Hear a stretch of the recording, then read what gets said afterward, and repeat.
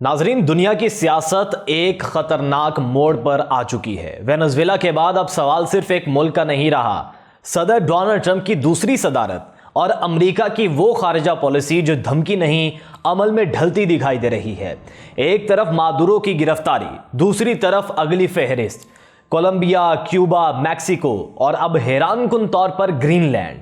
Trump کھلے عام کہہ رہے ہیں کہ یہ سب امریکہ کی قومی سلامتی کا معاملہ ہے۔ کیا امریکہ واقعی گرین لینڈ پر کنٹرول چاہتا ہے؟ کیا کولمبیا اگلا ہدف ہے؟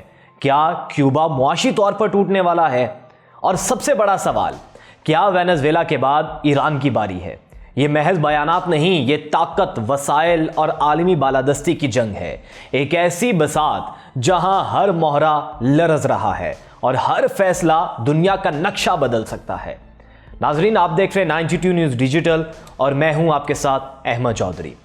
ناظرین، صدر ڈونلڈ ٹرمپ کی صدارت کا دوسرا دور امریکی خارجہ پالیسی سے متعلق ان کے عزائم کو ظاہر کر رہا ہے، کیونکہ اب وہ اپنی دھمکیوں پر عمل کرتے دکھائی دے رہے ہیں۔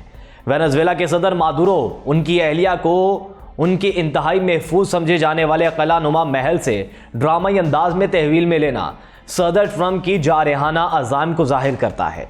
صدر ٹرمپ اب یہ اندیا دے رہے ہیں کہ معاملہ یہاں نہیں رکے گا، بلکہ انہوں نے کولمبیا کے صدر کو بھی دھمکی دیتے ہوئے کہا کہ انہیں بھی اب اپنی فکر کرنی چاہیے، جبکہ کیوبا اور میکسیکو کے حوالے سے بھی وہ اسی نوعیت کے خیالات کا اظہار کرتے رہے ہیں۔ مادورو کے خلاف آپریشن کے بعد انہوں نے 1823 کے منرو نظریے کا حوالہ دیا ہے، جو مغربی نصف کرہ میں امریکی بالادستی کو یقینی بناتا ہے۔ ٹرمپ نے اس نظریے کو ڈونرو نظریے کا نام دیا ہے۔ صدر ٹرمپ نے کن کن ممالک کو تنبیہ کی ہے، آئیے جان لیجئے۔ ناظرین، امریکہ کا پہلے ہی گرین لینڈ میں ایک فوجی اڈا ہے، لیکن ٹرمپ پورے جزیرے کا کنٹرول چاہتے ہیں۔ انہوں نے صحافیوں کو بتایا ہے کہ ہمیں قومی سلامتی کے نقطہ نظر سے گرین لینڈ کی ضرورت ہے، کیونکہ یہ پورا علاقہ روسی اور چینی جہازوں سے بھرا ہوا ہے۔ قطب شمال کے وسیع و عریض علاقے میں پھیلا ہوا گرین لینڈ ڈنمارک کی بادشاہت کے کنٹرول میں ہے، اور یہ امریکہ کے شمال میں تقریباً 2000 میل کی دوری پر ہے۔ یہ علاقہ نایاب معدنیات سے مالا مال ہے، جو سمارٹ فونز، الیکٹرک گاڑیوں اور ملٹری ہارڈ ویئر کی تیاری کے لیے اہم ہیں۔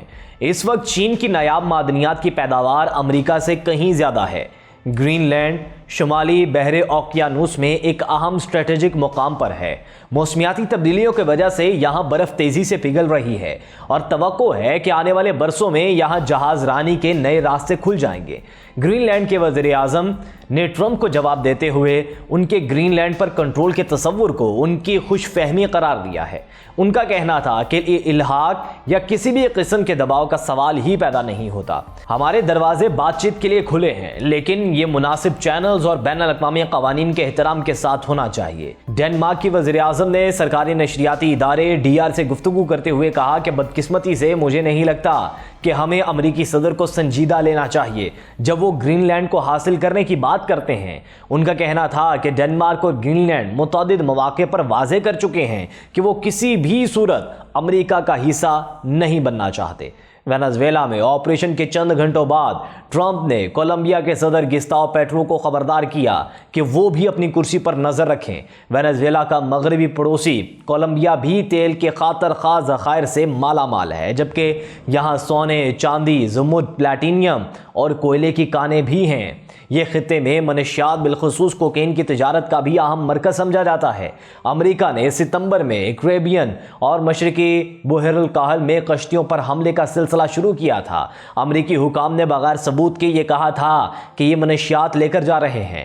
ٹرمپ ملک کے بائیں بازو کے صدر گسٹاو پیٹرو کے بھی سخت مخالف ہیں۔ امریکہ نے اکتوبر میں گسٹاو پیٹرو پر یہ کہتے ہوئے پابندی عائد کی تھی کہ وہ منشیات کے کارٹیلز کو وسعت دے رہے ہیں۔ صحافیوں سے گفتگو کرتے ہوئے صدر ٹرمپ نے کہا تھا کہ کولمبیا کو ایک بیمار آدمی چلا رہا ہے جو کوکین بناتا ہے اور اسے امریکہ اسمگل کرنا پسند کرتا ہے۔ وہ زیادہ دیر تک ایسا نہیں کر پائے گا۔ تو کیا امریکہ کولمبیا میں بھی کوئی کارروائی کرنے کا ارادہ رکھتا ہے؟ اس سوال کے جواب میں صدر ٹرمپ کا کہنا تھا کہ یہ خیال مجھے اچھا لگتا ہے۔ تاریخی طور پر کولمبیا منشیات کے خلاف واشنگٹن کی جنگ میں اس کا قریبی اتحادی رہا ہے اور وہ اس سلسلے میں امریکہ سے سالانہ لاکھوں ڈالرز کی فوجی امداد بھی حاصل کرتا ہے۔ کولمبیا کے صدر گسٹاو پیٹرو نے وینزویلا میں امریکی کارروائی پر رد عمل دیتے ہوئے اسے دوسرے ملک کی خود مختاری کی کھلی خلاف ورزی قرار دیا تھا، لیکن ٹرمپ کی جانب سے کولمبیا کو اگلا ہدف بنانے کے اندیے پر رد عمل دیتے ہوئے کولمبیا کے صدر نے اپنی تفصیلی فیس بک پوسٹ میں کہا تھا کہ کولمبیا کے لوگ کسی بھی ممکنہ اور غیر قانونی اقدام کے خلاف اپنے صدر کے دفاع کے لیے اکٹھے ہوں۔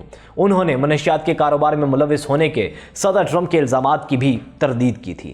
ہفتے کے اختتام پر کولمبیا نے وینزویلا کی سرحد کے اطراف اپنے ہزاروں فوجی بھی تعینات کر دیے ہیں۔ کولمبیا کے صدر نے کوکین کے خلاف اپنی کارروائیوں کا ذکر کرتے ہوئے کہا تھا کہ انہوں نے اپنے دور میں اس کی کاشت کم کرنے کے لیے کئی اقدامات کیے۔ وینزویلا کے صدر کے خلاف کارروائی کے بعد ہزاروں میل دور ایرانی رد عمل بھی نمایاں تھا، جہاں ایرانی حکام نے جو وینزویلا کے اتحادی ہیں اس اقدام کو بین الاقوامی قوانین کی صریحاً خلاف ورزی قرار دیتے ہوئے اس کی مذمت کی۔ وینزویلا پر محدود امریکی حملے اور مادورو کی گرفتاری کے نتائج، پیغام اور اثرات ایرانی عوام اور حکومت کے لیے کیا ہوں گے، اس کے بارے میں آپ کو بتائیں کہ جیسا کہ ایران میں حکومت کے خاتمے کے حامی سوشل میڈیا پر کہتے ہیں کہ علی خامنائی کی حکومت کی الٹی گنتی تیز ہو گئی ہے، یا جیسا کہ ایک اور گروہ کہتا ہے کہ ایران وینزویلا نہیں بنے گا، بین الاقوامی امور کے ماہر حمید رضا عزیزی کا کہنا ہے کہ ٹرمپ انتظامیہ غیر یقینی نتائج کے ساتھ بڑے پیمانے پر فوجی مداخلت کی کوشش نہیں کر رہی اور صرف اس اقدامات کی حمایت کر رہی ہے جن کی کامیابی کے زیادہ امکانات ہیں۔ اس وجہ سے وینزویلا پر حملے کا عراق پر قبضے اور صدام حسین کی گرفتاری سے موازنہ نہیں کیا جا سکتا۔ وینزویلا پر حملے میں استعمال ہونے والے پیمانے، دائرہ کار ہتھیار اور گولہ بارود کا ہجوم اس بات کی نشاندہی کرتا ہے کہ جو کچھ ہوا وہ صرف فوجی حملہ نہیں تھا بلکہ انٹیلیجنس اور سیکیورٹی آپریشن تھا۔ امریکی افواج وینزویلا کے صدر کو گرفتار کرنے اور ہٹانے کی مخصوص مقصد کے ساتھ کراکس گئی تھی اور اس مقصد کو حاصل کرنے کے بعد وہ ایک بھی گولی چلائے بغیر اپنے ملک واپس لوٹ گئی۔ ایک رپورٹ میں رائٹرز نے امریکی حکام کے حوالے سے بتایا کہ CIA کی ٹیموں نے صدر مادورو کے اندرونی دائرے میں کلیدی کردار ادا کیا، وہ ٹیمیں جو ان کی طرز زندگی، روزمرہ کے معاملات اور ٹھکانے سے پوری طرح آگاہ تھیں۔ نتیجے کے طور پر ایران میں اسی طرح کی کارروائی کو انجام دینے کے لیے ممکنہ طور پر اسلامی جمہوریہ میں طاقت کے اعلیٰ ترین حلقوں میں اسی طرح کی انٹیلیجنس رسائی کی ضرورت ہوگی۔ صدر ٹرمپ کی دھمکیوں پر اقوام متحدہ میں ایران کے سفیر عامر سعید نے اقوام متحدہ کے سیکریٹری جنرل کو خط لکھ کر اپنے تحفظات کا اظہار کیا ہے۔ ان کا کہنا تھا کہ اقوام متحدہ کو صدر ٹرمپ کی اشتعال انگیز بیانات کا نوٹس لینا چاہیے۔ صدر نے اپنے پہلے دور کا آغاز امریکہ اور میکسیکو کی سرحد پر دیوار کی تعمیر کے آغاز سے کیا تھا۔ سن 2025 میں دوبارہ اقتدار میں آنے کے بعد انہوں نے خلیج میکسیکو کا نام بدل کر خلیج امریکہ رکھنے کی ایک انتظامی حکم نامے پر دستخط کیے تھے۔ ٹرمپ نے دعویٰ کیا تھا کہ میکسیکو کے حکام امریکہ میں منشیات یا غیر قانونی تارکین وطن کے بہاؤ کو روکنے کے لیے کافی کام کر رہی ہے۔ صحافیوں سے گفتگو میں صدر ٹرمپ کا کہنا تھا کہ میکسیکو کے ذریعے منشیات امریکہ میں پہنچ رہی ہیں اور ہمیں اس کا کچھ کرنا پڑے گا۔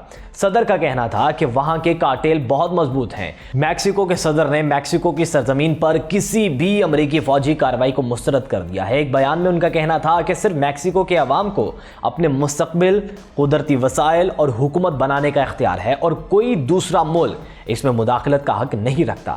ان کا کہنا تھا کہ وہ میکسیکو کے اندرونی معاملات میں مداخلت کے صدر ٹرمپ کے بیان کو مکمل طور پر مسترد کرتی ہیں۔ کلاڈیا شینباؤم کا مزید کہنا تھا کہ لاطینی امریکہ کی تاریخ گواہ ہے کہ یہاں کسی بھی نوعیت کی بیرونی مداخلت کے نتیجے میں جمہوریت اور استحکام بحال نہیں ہو سکا۔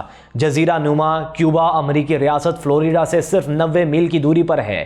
یہ 60 کی دہائی کی اوائل میں امریکی پابندیوں کے زد میں ہے اور اس کے نکولس مادورو کے ساتھ قریبی تعلقات تھے۔ ٹرمپ نے کہا کہ وہاں امریکی مداخلت کی ضرورت نہیں ہے کیونکہ کیوبا زوال پذیر ہے۔ ان کا کہنا تھا کہ مجھے نہیں لگتا کہ ہمیں وہاں کسی کارروائی کی ضرورت ہے۔ ایسا لگتا ہے کہ یہ نیچے جا رہا ہے۔ کیوبا کی اب کوئی آمدنی نہیں، وہ اپنی تمام آمدنی وینزویلا سے حاصل کرتے تھے۔ کیوبا تیل کی درآمدات کا 30% وینزویلا سے منگواتا تھا۔